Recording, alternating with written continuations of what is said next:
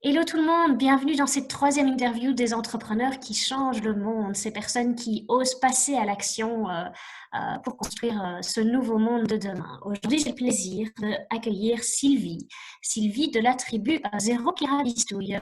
Merci beaucoup Sylvie d'être là et bienvenue dans cette interview.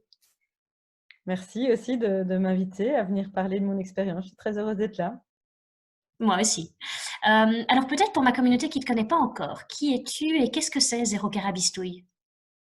Alors donc moi, en fait, je suis une maman d'une famille zéro déchet. Et donc, on s'est lancé un défi en 2015 de ne plus produire de déchets. Et aujourd'hui, on ne produit plus qu'un bocal de déchets par an pour notre famille de 4 personnes. Donc, parce que derrière Zéro Carabistouille, il y a moi, il y a mon mari. Et puis, j'ai 2 filles. J'ai une fille de 10 ans et une fille de 13 ans.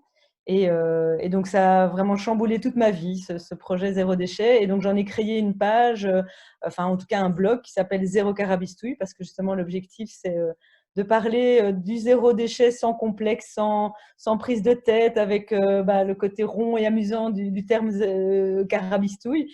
Et donc, cette histoire a débuté en 2015 et ne s'arrête plus et continue toujours à nous étonner et à nous motiver au quotidien. Et d'où est venu le déclic? Pourquoi vous êtes lancé dans le zéro déchet? Et surtout, comment est-ce que tu as réussi à faire ça toute la famille?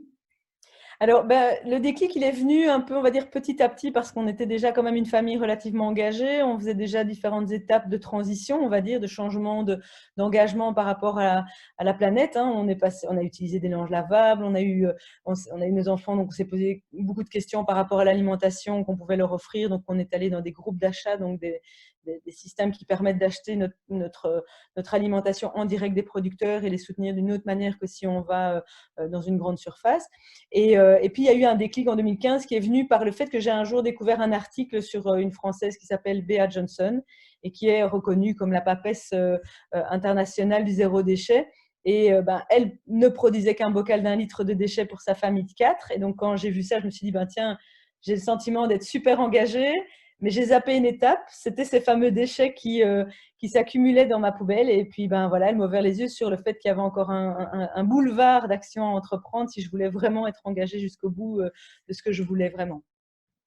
Ça s'est fait, il t'a fallu combien de temps à toi et à ta famille pour arriver à faire un bocal par an? Alors, c'est après 3 ans qu'on y est arrivé. Donc, la première année, on est passé d'une poubelle toutes les semaines ou toutes les 2 semaines, c'était un peu variable, à une poubelle par 6 mois. Et puis après, c'est passé l'année d'après à une poubelle tous les trimestres et puis une poubelle par an qui devenait le fameux bocal. Et au départ, le bocal était d'1,6 litre. Et maintenant, notre bocal, en fait 1,6 litre, mais on est à déjà presque une année et demie avec ce second bocal. Donc, ça montre qu'on peut encore monter. Si c'est fait avec bienveillance, avec les petits côtés de défi, challenge aussi, parce que c'est aussi ça qui nous stimule à toujours aller un peu plus loin. Ça se passe souvent bien et je pense on a encore plein de choses à pouvoir encore adapter, même si on est au bocal. Donc, je pense, voilà, on n'imagine pas les possibilités qui sont autour de nous. Il suffit juste d'ouvrir un peu son spectre petit à petit et puis on se rend compte qu'on dit, je pourrais agir sur ça, sur ça, sur ça, sur ça, et puis c'est parti, quoi. Ah waouh, franchement c'est très très inspirant le pas et surtout le fait que vous l'ayez fait en famille. Alors ce que je trouve vraiment chouette dans ton projet, c'est que tu as décidé directement de partager ton chemin en créant la page Facebook Zéro Carabistouille et c'est une page qui a plusieurs milliers de personnes maintenant, hein, si je ne me trompe. Oui, on est presque à 18 000, je pense, personnes qui suivent, qui sont abonnées. Moi, je n'y croyais pas, hein. Je n'étais pas consciente que ça allait générer cette émulation-là. Mais ça montre à quel point maintenant, effectivement, il y a une communauté Zéro Carabistouille qui s'est créée. Et tout dernièrement, j'ai même lancé un groupe qui s'appelle effectivement La Tribu Zéro Carabistouille, dans l'objectif de stimuler encore plus cette communauté et la rendre encore plus active. Parce que la page, c'est assez statique, même si les gens peuvent mettre des commentaires. La tribu, elle a vraiment pour objectif de dire aux gens, mais partagez vos initiatives, partagez vos petits pas, partagez vos réussites ou même vos défaites ou vos questions, parce que c'est ça aussi, c'est que je pense que on y arrive plus facilement quand on est plusieurs que quand on est tout seul. Moi, j'ai démarré en 2015, on était un peu comme des ovnis, hein. On venait comme ça avec nos boîtes chez le boucher, etc. Donc, c'était parfois un peu… il fallait avoir confiance en soi quand on le faisait. Aujourd'hui, c'est déjà plus simple. Le zéro déchet est plus quelque chose qui est un peu plus connu. Mais je pense que quand on est à plusieurs et qu'on peut parfois poser des questions en se disant, mais ça, si je pose cette question-là, c'est vraiment une bête question. Et en fait, il n'y a pas de bête question. Mais voilà, parfois, on n'a pas imaginé plein de spectres. Et l'exemple, c'est que maintenant, j'avais une question une dame qui me disait, mais qu'est-ce que je fais avec mes feuilles de rhubarbe? Parce que je ne peux pas les mettre au compost parce que je n'ai pas de compost. Bah, alors, il faut chercher, et alors chacun ajoute son idée et c'est génial, quoi. On se rend compte que même moi, j'avais imaginé certaines idées et les gens apportent encore d'autres idées que je n'avais pas identifiées. Ok, mais donc aujourd'hui, tu gères une communauté de 18 000 personnes, une page YouTube, tu es super active, il y a plein de vidéos histoire de partager, tu as créé maintenant ce groupe histoire de faire jouer en fait l'intelligence collective de tout le monde et vraiment s'échanger les bons plans. Mais c'est pas ton métier à 100%, je veux dire, est-ce que tu gagnes ta vie avec Zéro Carabisto? Est-ce que tu as ton métier à côté? Alors, donc, jusqu'à l'année passée, donc non, c'était jusqu'à mars, j'étais en fait salariée à mi-temps. Donc, j'avais doucement diminué la quantité de travail salarié que j'avais pour petit à petit réinverser en fait le temps que j'allais allouer dans Zéro Carabistouille. Et puis, depuis le 1er mars, j'ai sauté dans l'entrepreneuriat à 100%. Alors, j'ai un autre projet en parallèle de Zéro Carabistouille qui s'appelle Réseau Vrac et qui milite pour soutenir la filière du vrac. Donc, c'est un projet qui m'anime énormément parce que je sais que le futur du zéro déchet, il est aussi lié au vrac. Si on a des points où on peut effectivement se fournir sans emballage, ben, on va faciliter la vie de la communauté zéro déchet. Donc, de ce fait-là, je mixe en fait à la fois mon travail auprès de Réseau Vrac et le fait de faire Zéro Carabistouille. Donc, pour le moment, ben voilà, je suis à 100% sur l'entrepreneuriat. Ah, c'est génial, quoi. Donc, c'est vraiment, tu t'es totalement lancé tout en étant encore dans ton job à 100%, petit à petit, t'as diminué. Finalement, qu'est-ce qui te donne aujourd'hui cette énergie de faire tout ça? Et qu'est-ce qui te donne l'énergie d'aller un pas plus loin et de vraiment en faire ton métier à 100%? Bah, ce qui m'anime, je pense, c'est j'ai un objectif. Enfin, l'objectif, c'est de me dire, ben, j'ai 2 enfants et j'ai envie que ces 2 enfants puissent grandir sur cette planète. Je suis amoureuse de cette terre. Je trouve qu'elle est magnifique, cette planète, et elle ne mérite qu'une chose, c'est qu'on la protège, qu'on s'en occupe. Et ben, faire du zéro déchet, c'est ça. C'est à un moment donné, c'est remettre en question toutes nos habitudes de consommation, mais aussi la relation qu'on a aux autres. C'est aussi se questionner sur comment je peux me déplacer. Donc, je trouve que le zéro déchet, il est bien plus vaste que simplement axé sur l'alimentaire. Et donc, c'est ça qui m'anime au quotidien, c'est que je sais que je suis dans le bon chemin. Et quand je vois ce qui se passe aujourd'hui, je me dis, ben, je ne me suis pas du tout trompée. C'est vraiment vers ça qu'il faut aller. Allez, voilà, les crises vont ne faire que s'augmenter allez, à fur et à mesure. Et donc, moi, je serai d'autant plus prête à vivre en résilience, à m'adapter à ces crises. Et c'est d'autant plus simple qu'on s'est préparé petit à petit et que c'est devenu une habitude. Moi, souvent, on me dit, mais Sylvie, pourquoi, comment tu fais pour faire tes courses? C'est compliqué avec tes sacs, tes bocaux. Ben, je dis, bah non, c'est devenu une habitude, en fait. Je suis passée du oui, effectivement, j'achetais tout pré-emballé, à du pas du tout emballé, mais je sais que si je dois aller faire mes courses, ben, par réflexe, je dois prendre mes sacs, je dois prendre mes boîtes. Ça ne change plus rien dans ma vie. Et donc, c'est ça, cette adaptation m'a permis de me mettre dans une situation qui, tous les jours, me dit, ben, tu peux encore aller encore plus loin. Et voilà, je pense que c'est l'amour de la terre, c'est le fait du partage, du fait de pouvoir me dire que, ben, effectivement, c'est le bon chemin, c'est vers ça qu'il faut aller. Et l'échange que j'ai avec les gens au travers des conférences que je donne, au travers du blog, mais aussi des vidéos, etc., je me rends compte que je ne me trompe pas. Les gens sont aujourd'hui dans ce besoin de changer de vision.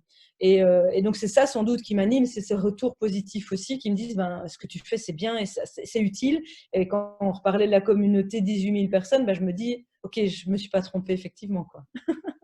Ouais, ouais. On partagera justement les liens vers la page, le groupe et aussi avec les liens vers le livre, enfin les livres que tu as écrits. Oui, Parce parce que que j'ai écrit aussi, effectivement il y 2 a un livres. Oui, livre. tout à fait. Ouais. Donc voilà. Quel conseil tu donnerais à quelqu'un qui démarre aujourd'hui dans du zéro déchet? Quels seraient peut-être les premiers petits pas que... Alors moi, je dis souvent, bah, démarrez déjà en analysant ce qu'il y a dans votre poubelle. Parce que souvent, la poubelle, elle parle assez bien de qui on est, de ce qu'on fait, de nos habitudes. Donc en ouvrant effectivement le couvercle, alors quand on est zéro déchet, moi quand j'ouvre mon bocal, ça ne sent pas, c'est pas mauvais puisque j'ai plus du tout de matière organique, c'est quasi que du plastique dans ma poubelle. Mais c'est vrai que si on a un mélange de tout, c'est pas très appétissant. Mais pourtant, on va pouvoir identifier déjà des pistes d'action et se dire, ben, tiens, j'ai plusieurs fois des barquettes de jambon en tranches. Est-ce que je ne peux pas le trouver sous une autre forme? d'abord se poser la question, est-ce que je vais encore manger du jambon ou pas? Ça, c'est une question. Moi, je suis arrivée aujourd'hui à du végétarisme, mais voilà, on peut dire, bah non, j'ai encore envie de manger du jambon, mais est-ce que je peux aller chez mon petit artisan qui est à quelques rues de chez moi, plutôt que d'aller au supermarché? Ou est-ce qu'au supermarché, je peux quand même me fournir allez, en tranches de jambon et ne plus avoir mon emballage, et donc venir avec mes propres contenants. Ça, c'est des premières choses, c'est déjà analyser ce qu'il y a dans la poubelle. La deuxième chose que j'ai envie de dire aux gens, c'est d'aller pas à pas. Alors, au départ, quand on se lance cette dynamique d'aller vers les zéro déchet, on a envie de tout faire en une fois parce qu'on a pris la décision de changer ses habitudes et on se dit, bah, je vais tout faire. Et en fait, non, il faut vraiment y aller pas à pas et se dire, la première chose, c'est ça, la deuxième chose, ce sera ça, la troisième chose, ce sera là, et puis ainsi de suite. Et quand on a fait ces différents petits pas, eh bien, on arrive effectivement à avoir accumulé un ensemble de petits pas qui nous font comprendre qu'en fait, on est dans la bonne voie et qu'on avance de plus en plus loin. Et alors, un troisième conseil, c'est sans doute de faire ça avec bienveillance, parce qu'on va vite paraître un peu à part des autres. C'est-à-dire que les gens vont dire, oui, mais attends, ce que tu fais, c'est irréaliste, c'est pas possible, j'y crois pas. Donc, tout le monde parle avec ses propres peurs, ses craintes, en se disant, bah non, on m'a appris un autre modèle, alors toi, tu parles de ça et je n'y crois pas. Et en fait, quand on fait avec bienveillance et qu'on avance dans son chemin et qu'on se dit, bah voilà, je le fais, mais je n'impose pas aux autres, je laisse en fait raisonner mon travail vers les autres par le fait que je le fais, c'est tout, eh bien, en fait, on apprend aux autres à s'adapter aussi. Et moi, je me rends compte, enfin, moi, j'ai la chance d'avoir une famille où mon mari, mes enfants m'ont assez facilement suivi, même si mes enfants évoluent, il y a des moments des hauts et des bas, et donc il faut régulièrement discuter avec elles de qu'est-ce qui va, qu'est-ce qui ne va pas. Mais après, je pense que si on le fait juste en disant, moi, j'ai la maîtrise sur tout ça, et je travaille sur ça, en fait, indirectement, on va connecter les autres aussi dans sa démarche, si c'est fait avec bienveillance. C'est vraiment super. Quel conseil tu donnerais à quelqu'un qui a envie comme ça? Donc là tu t'es engagé dans le zéro déchet, mais l'idée derrière, c'est cet engagement pour les autres, pour la planète, etc. Quel conseil tu donnerais à quelqu'un qui sent qu'il a envie d'entreprendre, de s'engager et de contribuer, mais qui ne sait pas encore très bien comment faire? Mais je pense qu'il faut peut-être déjà savoir vers quoi aller. En fait, il y a plein d'axes. On peut dire, moi, c'est le zéro déchet, mais ça pourrait être… moi, je connais un jeune qui fait tout ce qui est autour du ramassage de déchets. Il y a d'autres gens qui sont plus sur les questions plutôt politiques. Qu'est-ce que je peux faire, moi, à mon échelle, en tant qu'individu, pour sensibiliser plus haut le politique aux questions environnementales? Qu'est-ce que je peux faire dans mon quartier? Donc, il y a plein de manières d'aborder, en fait, l'engagement. Ce que je dirais, c'est allez-y. Si au fond de vous-même, il y a un petit truc qui vous fait vibrer et que vous hésitez encore, faites-le. Moi, c'est ça. C'est à un moment donné, quand j'ai lancé Zéro Garabisto, je me suis dit, attends, mais qui va lire un blog, quoi? Franchement, je me suis dit, mais c'est dépassé, c'est ringard. Mais bon, on va le faire, on ne sait jamais. Et puis, quand je vois aujourd'hui ce que ça a généré, je me dis, en fait, de nouveau, j'ai bien fait de le faire. Parce que j'ai ouvert les yeux sur plein de choses à plein de gens et qui me disent, voilà, c'est parce qu'on est venu à une de vos conférences qu'on s'est mis au zéro déchet. C'est tellement valorisant. Et donc, je pense qu'il n'y a pas de sotte idée. Si maintenant on est convaincu et qu'on est soi-même, qu'on est motivé, comme de nouveau, ce terme bienveillance, moi, il suit beaucoup ma démarche et donc je pense qu'il doit être aussi intégré dans ça. C'est-à-dire, si on le fait dans l'objectif d'accompagner les autres et de leur proposer des solutions, mais pas leur imposer, ça se passe souvent bien. Et donc, je pense que c'est ça, c'est se dire, allez-y si vous avez une idée, testez. Et puis, c'est pas parce que ça marche pas au départ que ça marchera pas. C'est parfois pas le bon moment et donc il faut parfois un peu attendre et puis ça va venir. Moi, il y a eu des moments où je me suis dit, ok, j'ai investi beaucoup d'énergie, est-ce que je continue? J'ai eu des doutes où je me suis dit, maintenant c'est bon, on va arrêter. J'ai dit tout ce que je devais dire, entre guillemets. Et puis, j'ai fait des livres, etc. Et puis, je me rends compte qu'en fait, le sujet, il n'est pas encore épluché. Il y a encore tellement de choses parce qu'en fait, en avançant dans ma démarche, j'ai aussi évolué dans ma vision du zéro déchet. Au début, j'étais plus encadrée dans la vision du zéro déchet, il faut diminuer la poubelle. Alors oui, ça reste mon objectif, mais il est bien plus vaste, mon objectif. Il va être, comme on disait, accompagner une communauté, les convaincre dans la plus-value de faire ces démarches, mais aussi de leur faire comprendre qu'en fait, on est tous acteurs. C'est pas moi toute seule, je peux pas changer le monde toute seule. Donc je pense, voilà, il faut y aller. Même si on a des peurs, si on a des craintes, il faut se jeter dedans. Et quand on le fait, enfin moi, je sais pas si, voilà, j'ai une philosophie, de me dire, si c'est là maintenant devant moi, c'est que c'était maintenant. Je devais y aller.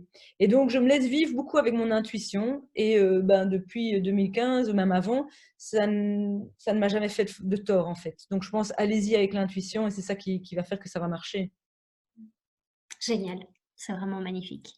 Merci beaucoup en tout cas pour ce partage. Donc, on partagera justement la page, le groupe, le livre, etc. pour toutes les personnes qui ont envie justement de pouvoir te suivre et de tenter l'aventure du zéro déchet. Moi, j'ai commencé à analyser mes poubelles. J'ai franchement honte de moi. Mais je suis qu'à la première étape, ça permet de Avoir compter. honte.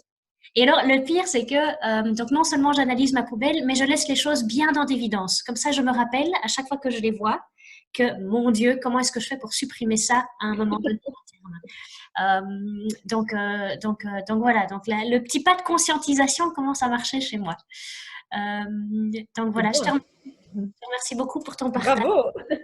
Merci, bah oui, un petit pas à la fois, hein, c'est le principe. Voilà, je te remercie vraiment pour ton partage.